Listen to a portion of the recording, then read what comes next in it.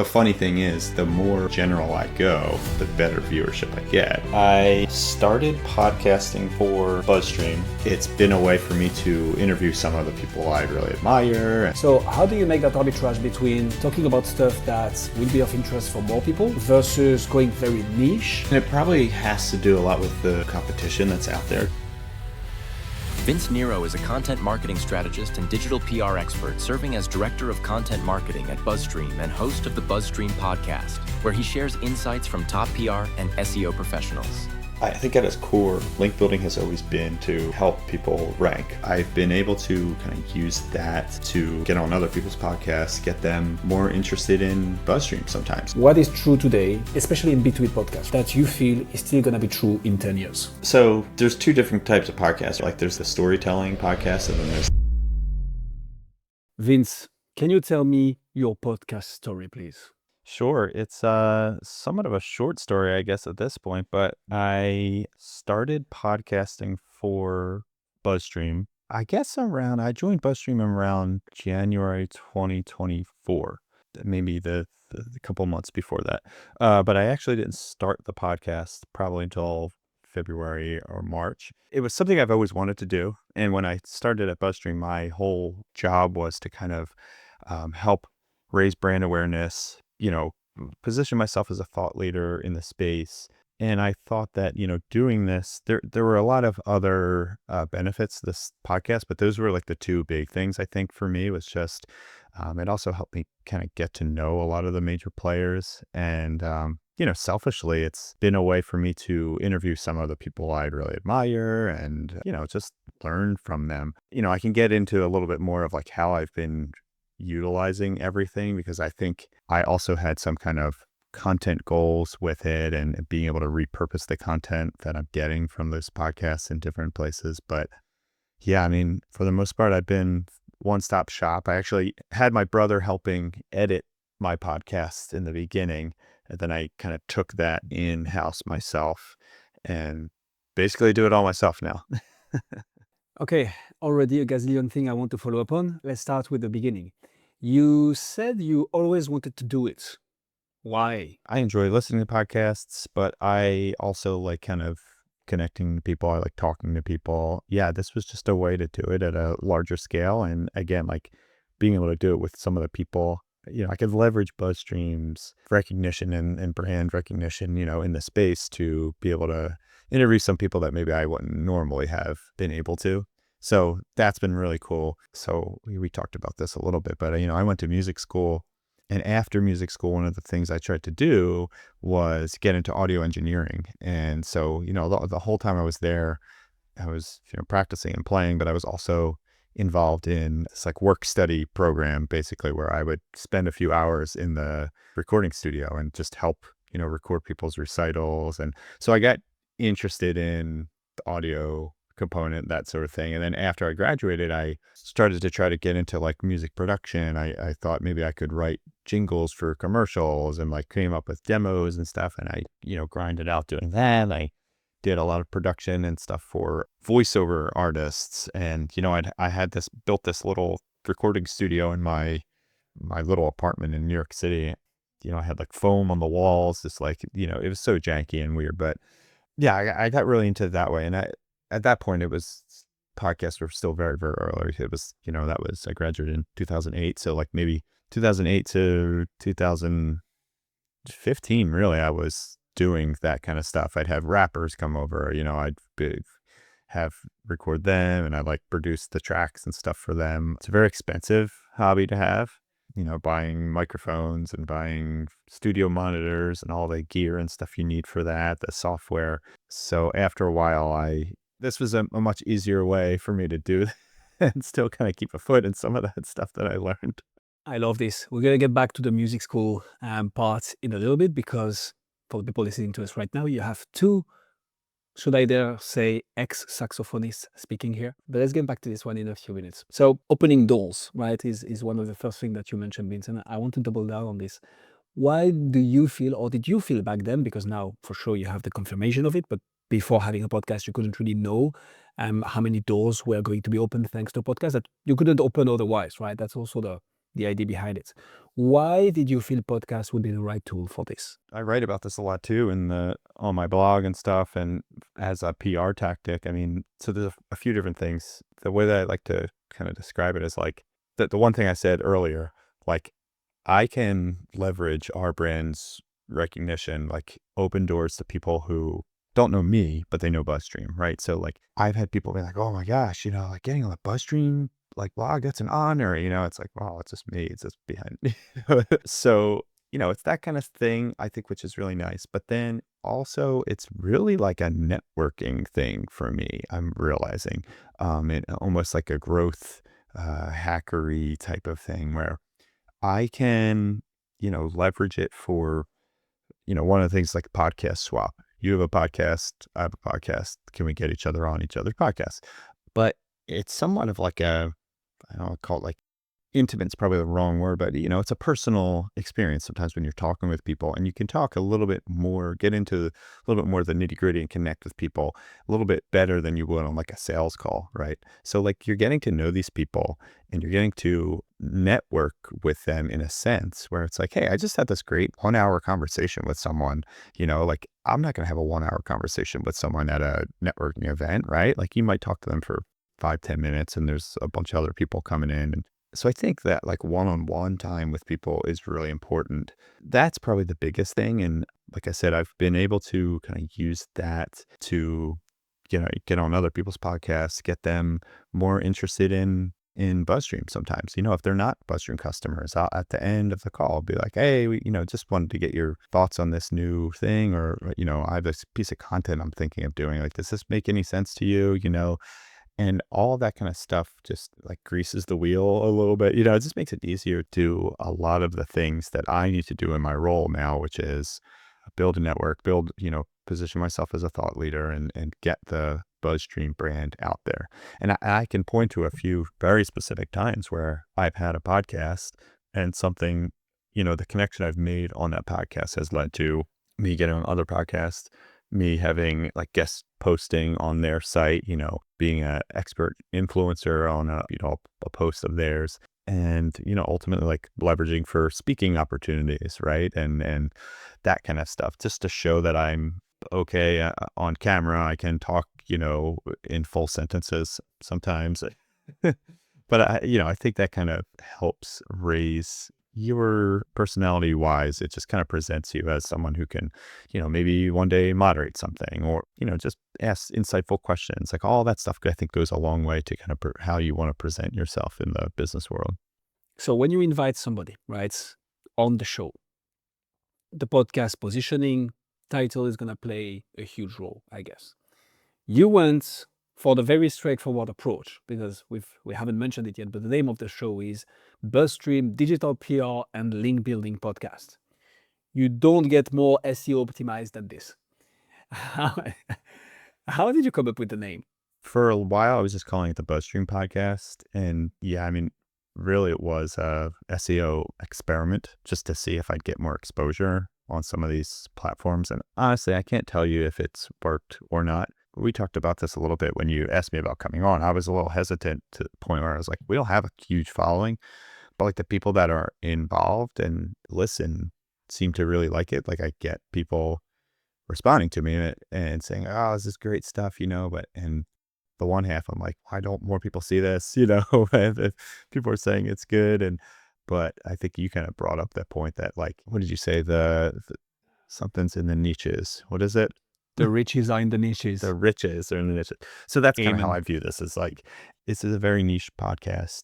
And it is hard. Our customer base they're SEOs, but they're also digital PRs. Some of them are also very clear, just link builders. So I wanted to kind of appeal to both. I have been leaning a lot more heavily on the digital PR thing. And honestly, like I might just lose the link building thing altogether at some point, but I don't want to lose that full audience. The funny thing is, the more general I go, the better viewership I get.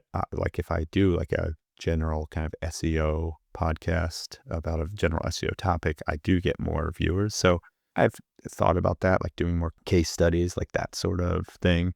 Yeah, I mean, the podcast itself, I'm trying to play directly to the audience that I know is going to be interested in BuzzStream and the the types of guests that I have. So how do you make that arbitrage, right? Because I think that's so many B2B podcasters struggle with, or people considering launching a podcast struggle with, right?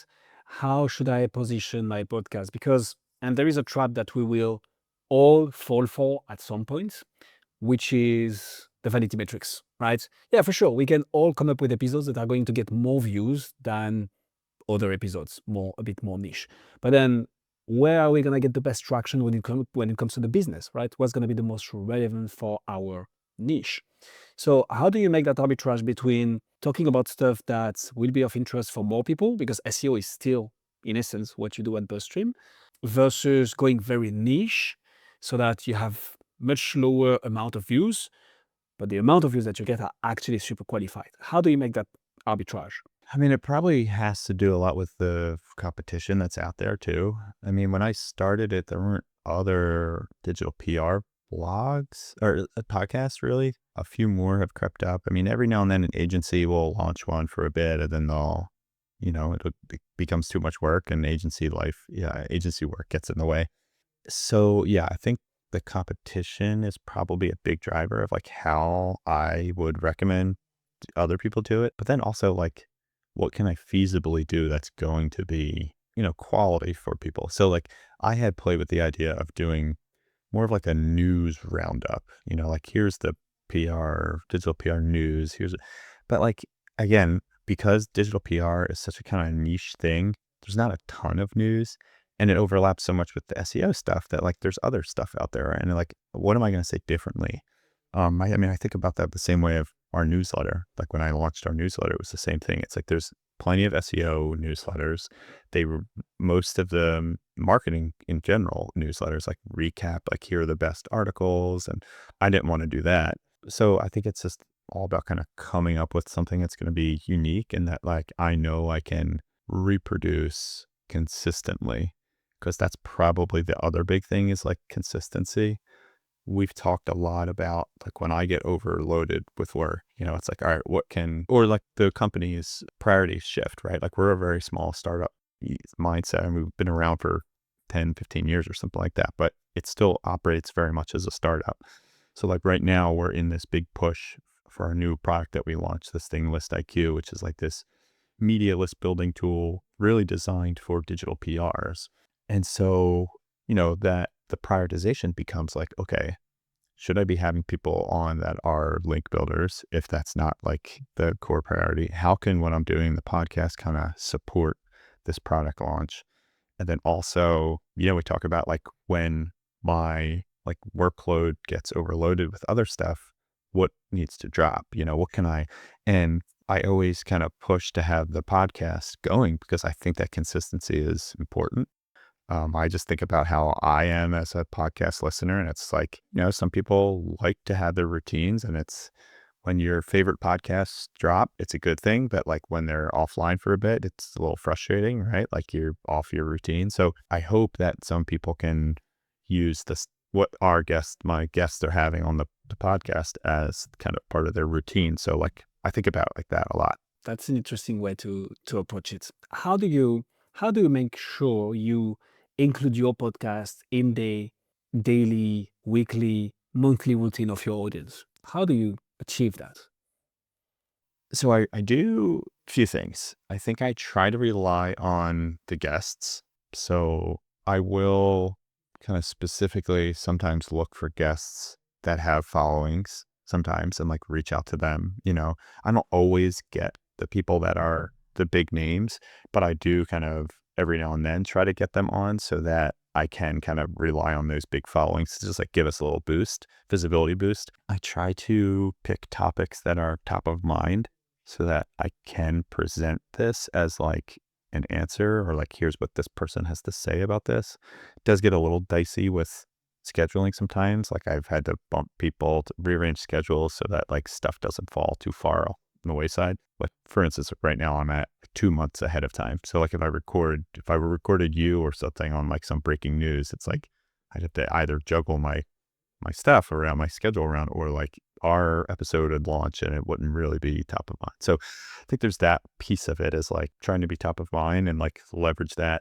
And I'm very active on LinkedIn. That's probably where I do most of the social kind of interaction and promotion. That's where our audience is. So I rely on that. I create clips for the people that I have on to just redo it, republish it on there. So like I'll publish my full podcast on YouTube and then the audio version on Spotify, and then like push out from Spotify to all the other platforms. And then I create a blog post on the website that has just like a little breakdown of it so that I can drive people to my website rather than YouTube and Spotify whenever I talk about it, in hopes that, get them into the website. That ultimately would convert. And then the newsletter that I have with our customers, I put a newsletter out on LinkedIn, and I also have like a MailChimp, just like general email blast. And in that newsletter every week, I have like a new article I've written, the new podcast that we've done, and then like a tip and like a piece of data that I found. So I have all these kind of promotion avenues that I push everything out on, and it's kind of like this routine at this point where it's like, okay, Wednesday I edit the podcast, and then like Wednesday AM I edit the podcast, Wednesday PM I write my newsletter and I drag everything in there, I write the blog post, and everything has to connect, and then Thursday morning it goes out. So I rely a lot on the self-promotion. For a while I was doing YouTube shorts and LinkedIn shorts too, where I was using, and I still do that from time to time, can be a little time consuming, where I use Riverside or Descript to cut up my podcast into little chunks so that I just come back on and post them as shorts or in LinkedIn. They're hit or miss. Like sometimes I'll get a YouTube short that's like gets 500, 1,000 views, and then like the other ones will get like 10. So I haven't cracked that code. Yeah, that's what tends to happen a lot. So there is a lot of content repurposing from the podcast, from what I hear here, Vince, and which is awesome. You absolutely need to do this, because not just for promotion, right? But for the simple fact that you record for 1 hour, 1 hour and a half, all in all is what it takes you to come up with a new episode. But then it can be derived in so many different assets that you can publish on so many different platforms. And that participates, if you are into a company, right, in charge of marketing and content marketing, your social media team will love you if you have a podcast that is properly repurposed. And that's definitely one of the ways to get content out there that is also consistent and in line with what you publish on other channels. So you have this overall coherence that makes it even better. I'll tell you one other thing that I use too, that I recommend. So I have, and I'd fallen off the last kind of month on this, but like basically I take a transcript of everybody and I put it in a Google Doc. So I have this list of ongoing transcripts. And now like a big piece of like when you're writing content, informational content, is like in the SEO world, people talk a lot about expertise, authority, trust, that sort of thing. And a big piece of it is getting like quotes from experts in there, right? So I, can write about this stuff confidently because I've done a lot of it, but I also still like to have other people's takes. So what I do sometimes is, say I'm writing a post about reactive PR. So I would go back into my transcript library basically, and I'm looking for guests who have spoken about reactive PR so that I can drag in like a little clip or just a little snippet of, a few paragraphs or a few sentences of what they've said to kind of bolster my post and show some of this external expertise. And I've used ChatGPT for that sort of thing, where it's just like, hey, look through this document or these 3 documents now I have of transcripts, find me people who are talking about reactive PR and export just, a few sentences that I can use within this piece. And then I also reuse that. I said in our newsletter, I have a section that's called like the tip of the week. Sometimes like I usually write them myself, where it's just like, it's some actionable tip about how to do whatever as part of PR or like building an SEO stuff. But sometimes I'm just like out of ideas. So I'll go back and I'll just ask ChatGPT, like, find me a tip that I haven't talked about yet. Go through these transcripts. And, more often than not, it's pretty spot on. Sometimes, to get into the technical side of things, sometimes it just totally makes things up. So you got to be careful with some of it. I've been able to, repurpose in that way as well. One of the other things that I think is worth exploring and talking about when it comes to creating that habit, right, for people to listen to you, is consistency, right? I think you've said it consistently in terms of repurposing the content, but also being consistent in publishing of the episodes, like every time the same day of the week, every time the same time of the day, right? So say every Tuesday, 8 a.m., I know that it's my BuzzStream fix, and I'm going to listen to Vince for half an hour. That's what participates into making people come back to the episode. Oh, I know there is a new episode live every Tuesday at 8 a.m., so I'm going to tune back in. And that's how you get that compounding audience. You mentioned earlier, Vince, so at first you had your brother, I believe, helping you with the post-production, and then you brought that in-house. Can you tell us a bit more about this? So why with the brother first? Why in-house after that? How did you go about making your decision around who's going to help you with the show and how? You were doing everything, right? Versus having somebody else doing it. What's your thought process here? Yeah, I mean, honestly, it was just a cost thing after a while. And initially, too, I think just to kind of understand like some best practices. Like he is a video editor by trade. So like he was able to do it in a way that and I got some good ideas from him on how to present it. So then when I brought it in-house, I mean, Riverside does a pretty good job.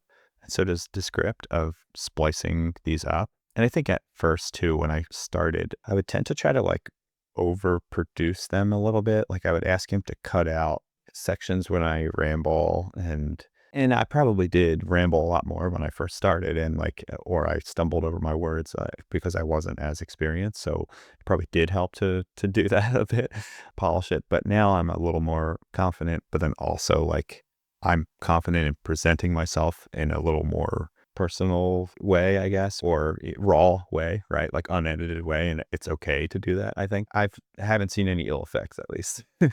Yeah, I will use the Riverside thing and just have it chop it up. Sometimes I go through manually and you could set it so that I typically have it set on the speaker where it highlights the speaker. And that's what I like to do. That's what I asked my brother to do.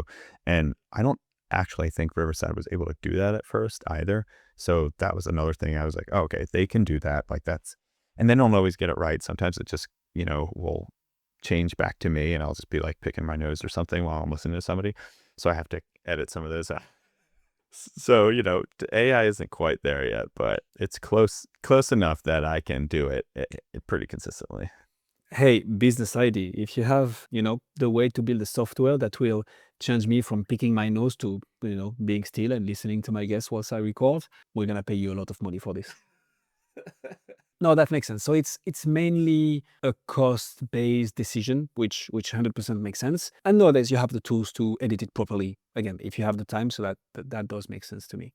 Can you tell us a bit more about BuzzStream itself, Vince? So we're going to be able to tie it back to the podcast itself. What is BuzzStream and what do you do there? Yeah, so BuzzStream itself is a suite of tools for digital PRs and link builders to help send outreach at scale, but also to build super relevant media lists and to do so in a timely fashion. I think that thing that we're trying to solve these days. So we have our outreach tool, which is what most people are familiar with. It's kind of like a CRM for people doing outreach, be it digital PR or link building. But now our new tool is List IQ, which is it basically allows you to build super relevant media lists from Google search. So if you're doing PR, typically you can build a media list from a media database. You have Cision or these big databases that are out there, and you say we want to release a press release. You would just download a ton of names and you blast out to whoever. But what we're finding is that those kind of techniques don't really work anymore. There's just a lot less journalists. There's a lot more people in PR. So these journalists are getting overwhelmed with just irrelevant pitches. So we're trying to solve some of that for people. And we've always had the CRM and outreach platform, but now this new tool is trying to solve kind of some of the front end problems that people are running into. And we're making some big bets on digital PR kind of being the future of even link building in this AI world. And so where I sit at that, it's been interesting because I used BuzzStream for years before when I worked at an agency. So this was a great job for me because I am deeply connected to the user persona, I get the problems. So I really like my position here. It's just to basically educate people on how to do their job better, I can make their job easier. And then kind of also I get to kind of support the product development internally too, because they can ask me questions like, hey, Vince, would you do it this way? How would you send this email? How would you use this tool? Does this make sense?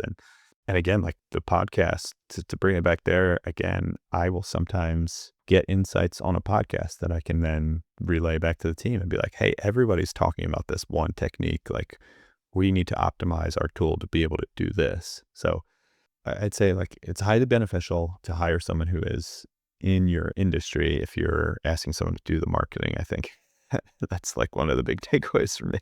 Amen. So first of all, I'm very interested into this. Link building. Do you think it's still relevant in 2025? So I just did this big post on it, and the short answer is yes, but it's different than it has been. There's all this data coming out, and what I did in this post was basically like take these like 15 data studies from all these different SaaS companies and researchers to kind of prove where it is relevant and where it isn't. So like I think at its core, link building has always been to help people rank, right? It like increases your site authority, which helps you rank more easily. So there's still a lot of studies that are showing that those two things are correlated. The more better links you have, the better you rank. We're getting into this weird space now with AI where more people are concerned about AI, getting into AI citations, and, is AI going to take over how people search? And it already kind of is, but it's still very uncertain as to like how you can show up. I think people have kind of come up with some tactics, but the tools are not quite there, I think, to understand what is working. I think at its core, it still seems like Google at least relies on links to be able to rank, and then relies on ranking to be able to then present their information and citations within the information, be that AI mode if you're using that, or the AI overviews that show up. It's this long-winded way of saying like, yeah, it still works, but it's going to be different. I think some of the old school stuff doesn't really work as well as it did. Yeah. We're also seeing like PR, and there's this big study that came out that showed brand mentions, getting your brand mentioned is, even an unlinked mention, like getting brand mentioned, is highly correlated to showing up in these AI overviews. So that's taken a lot of people who are now like jumping into digital PR head first, where they're like, oh, I got to get my brand mentioned. And again, like I even use, to bring it back to the podcast thing, like I think that's another reason to get on as many podcasts as you can, to have a podcast, have something that can help build your brand that way, where people are going to see your brand and get to know it. It might show up on lists, about digital PR. But for me, like the BuzzStream podcast might show up if somebody does a best, PR podcast to listen to, like that. Those sort of like inroads start to open up the more you kind of diversify your content. When you're thinking about like showing up in AI, which is where everybody's going, I think it's more of a play about thinking about your brand and not just being super concerned about getting as many links as you can. I think it's like, what can I do to build a brand? Can I get a link from a news site that's super relevant? Can I get, cited in the news? And that's why a lot of people are heading towards digital PR rather than link building. So yeah, it's an interesting time. I mean, it's kind of a long-winded answer because there is no like great answer yet, because I think it's still so early, but it still works. It's just different. I couldn't agree more with everything you mentioned. Authority is built a bit differently now, but we see some similarities between how you appear in Google and how you appear in large language models. Let's call it this way. What do you think about podcasts for link building? I mean, I think it's an easy way to get links if you present yourself as a guest on a podcast, because most people have some type of article page or something where they're going to say where you're from and who you are. And I think that's a great way to build that authority, get some quick, easy links. I think the one thing I would do is, I have a post about this as well, because I do think it's an underutilized technique for a lot of people, but I would take care to look at like the relevancy and like the authority of the podcast. Like it's not just get out there and get on every single podcast. I do think it does make sense to be a little picky, but then again, like if you're just starting out and trying to get your name out there, get on podcasts. Depends on your goals, obviously, but like if you're you want to just get your name out there and get some more mentions about you. I would just make sure that you're mentioning yourself and your brand alongside of the kind of keywords. So like I might ask you, like when you mention BuzzStream, to say digital PR tool BuzzStream, so that like I get, Vince Nero from the director of content marketing at digital PR tool BuzzStream, because that context is the kind of thing, like think about it from like an SEO perspective. That context is going to help you kind of rank better and help Google associate your brand with these keywords. So you can kind of use it strategically in that way as well. So I'm about to reveal something that I don't think we've revealed we've revealed it to people, but never publicly. I like the way you approach it, Vince. We couldn't sell it because literally people wouldn't believe in it. But it does work, but it's crazy. So you launch a podcast, okay? You invite guests on the show. So the premise of the podcast needs to be thought leadership, right? Doing good to the industry, all that jazz, because otherwise it would just not work. So you need to select a host that is relevant to the industry, ideally already has a bit of a presence somewhere, and of course an expert in the field. You interview guests who are experts, who are working for or at or own companies that have a website that you'd like a link from. You create a list of guests. You outreach to those, explaining the premise of the podcast and why you'd like them on the show. Once they're interested, you just say, hey, by the way, we prioritize people who are willing to, communicate on the podcast as well. We just ask that you mention us on your website with a link towards ours. We're happy to even write an article summarizing the episode that can go live on your website with a link towards our page. Good thing is you get to choose the keywords, you get to choose the number of links and where in the article. And we're not talking about a footer link, powered by whatever the name of the web design agency that did the website. We're talking about true, organic, I don't remember all the names that we used to use back then, but like a link building engine. And we got 6 websites to rank number 1 on very competitive keywords thanks to this. It does work. But building links with podcasts is something for SEO people that is, from another world, so they just wouldn't go for it for some reasons. But yeah, I love that, man. So yeah, what's your thoughts, Vince? Is it something that you do yourself and you're also keeping very secretly the secret of, or what do you think about it? I don't do it strategically, although it's funny for that post that I wrote, which was, I think, podcasting for link building or like how to pitch yourself for podcasts. I laid out all these tactics and then I did the tactics myself so that I could then show, and I was like, this is a good idea. I wonder if this works, kind of thing.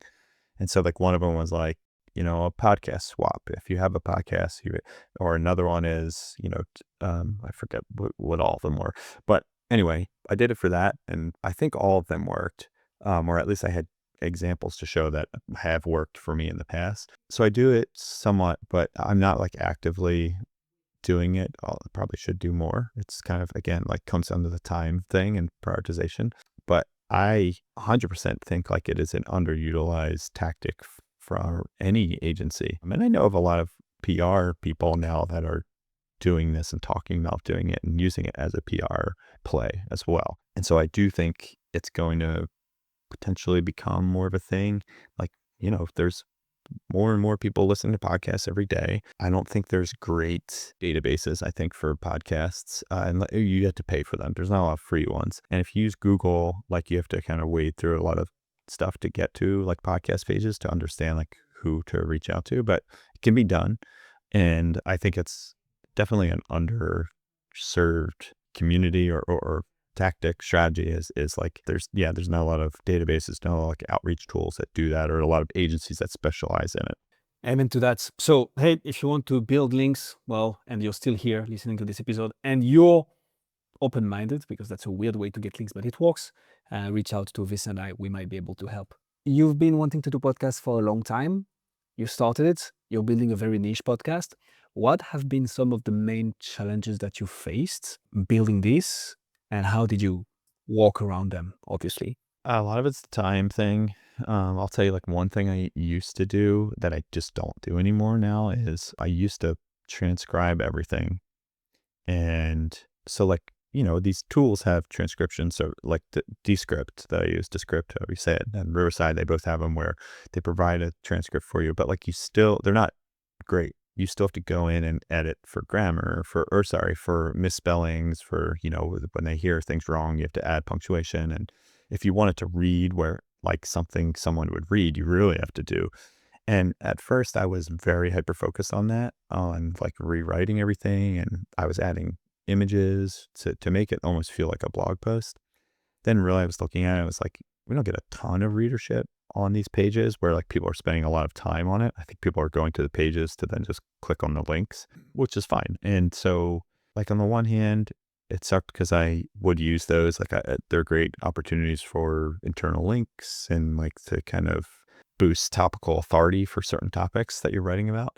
But yeah, like once I kind of made that choice to go away from using the full transcripts, it made things a little easier for me. But still, like the editing process, even though I'm using Riverside to use these like auto cuts and stuff, you still have to look through and make sure they're doing it the right way. Like I said, like the nose picking thing, like, or like weird cuts that it'll do sometimes. And it's still AI, it's still a computer doing this. It's not a person looking at it. I think just understanding how long it takes me to do some of these things, I think that has been the challenge at first, right? Like it takes a lot longer than you think. I've had little challenges, like last week I was recording with someone who was in China. They were using a VPN to record to Riverside, and it caused all kinds of problems. So I ended up with like 3 audio files and they weren't synced properly, and Riverside tried to help me, but it wasn't quite still synced. So I had to go in and like manually do a lot. At the end of the day, like I couldn't get it perfect. And so I just like recorded a little disclaimer at the beginning. I was like, hey, I couldn't get this perfect. Like there was a lot of problems with this. And I don't think anybody cares really. It's like me that cares the most about it.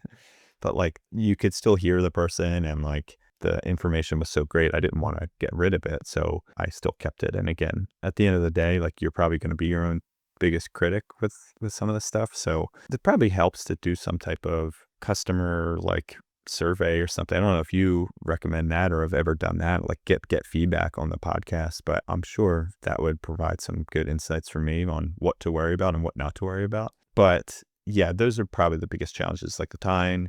I've got a pretty good setup now on how I do, like I have to remind myself to like send people notes. And so like discussion notes before we get started, I like to do that. So I'll go basically just like whenever I get an email, I open up my scheduler, and just a few days before I just pop in something. I tried to automate that, but I couldn't get it working with like if this then that. Like whenever a Calendly link started a podcast, it would automatically add another event, but they couldn't get that going for me. But anyway, Calendly, that was another thing. Like I used to manually send people, go, what's a great time for you? It is 10 p.m. And now I just send them a Calendly link that adds that. And so that has been an extreme times here or there. So what skills have you learned saxophoning that you've been able to leverage for podcasts? I'm going to tell you mine. Breathing.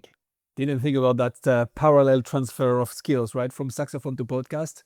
Rare enough. If I go to play now, I do have a lot of like muscle memory stuff that like I would just sit and practice for hours and hours. So like stuff is just like deeply ingrained, even if I haven't played it.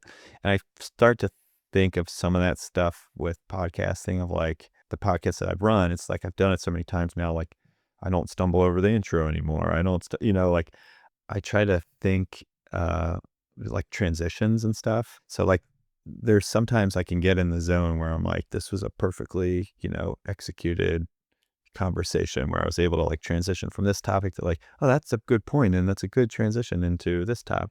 And like, it's kind of like a piece of music or something where you're like picking up, where you left off, and there's a little art to it. I don't know if that's necessarily like something I learned with saxophone, but just like my sensibility is trying to like keep that through line. And sometimes I don't nail it at all, and it's really awkward and whatever. Like I'm probably my toughest critic, but like when I do get it right, there's something very satisfying about it. And there's probably some parallels there to like the art side, like right brain kind of side of me. Fair enough. I like transferring skills from two industries that are completely unrelated to begin with. Vince, there is a question that I ask all my guests to wrap these interviews. And it's coming from Jeff Bezos. Jeff Bezos, when he was building Amazon, right, he wasn't trying to figure out what's going to change in 10 years, what's going to be the next innovation in 10 years, what's disruption is the market going to bring in 10 years. Rather, he was trying to understand what is true today that will remain true in 10 years. Well, people are still going to want fast delivery. They're still going to want broad choices, right? And large amount of choices, and ideally cheap. And they're still going to want great customer service. So if we double down on all those aspects, we're going to be successful in 10 years. Podcasts. What is true today, especially in between podcasts, right? That you feel is still going to be true in 10 years, that people should double down on today? There's two different types of podcasts, right? Like there's like the storytelling podcast, and then there's like the interviews.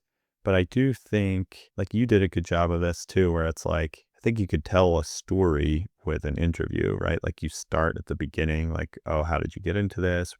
And then you kind of like what I was saying before, like if you can have the interview questions kind of flow into one another and you're not jumping around from thing to thing, like you start broad and you get more niche.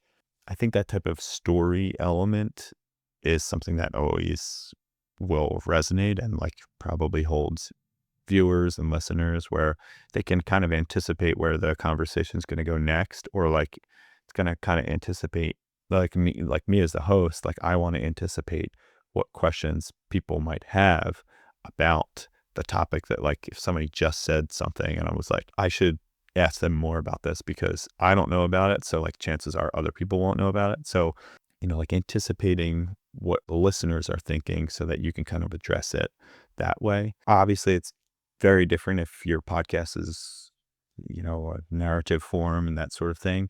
But like for an interview, I think that's important because you're ideally like learning new skills. You're asking the person to like share some tactics or something with you, usually for me at least. So I want to make sure it's crystal clear and like the people get it. So I'm constantly trying to do that with people, like summing up. Okay, so you just explained this big thing. So in summary, you're saying this is the thing, and just to kind of reaffirm some of these things. And so I think there is something in the presentation that will always need to be there, where there's some type of story or anticipation. And I mean, probably it gets to just thinking about your end listener always and like how they're going to engage with it. That's probably, to sum up everything I just said, that's probably where it comes down to. How to provide great content to the audience. As long as you focus on this is still going to be true in 10 years, especially with all the AI tools coming up, right? You want to consume content, it's very easy to ask ChatGPT the answer to your questions. The difference is going to come in podcasts. The difference is going to come from human to human interaction that is actually providing value, not only through knowledge, but through actual experience and stories. And I think that's going to be to tie this up with what you just explained, Vince, providing value to the audience. I think that's the edge already today, right? When you compare it to any other formats, short form, blogs, YouTube videos, right? Podcasts. What is true today in podcasts is that it's human to human, providing value through stories and experience. If you double down on this today, in 10 years, you'll be successful. And likely, hopefully, even before.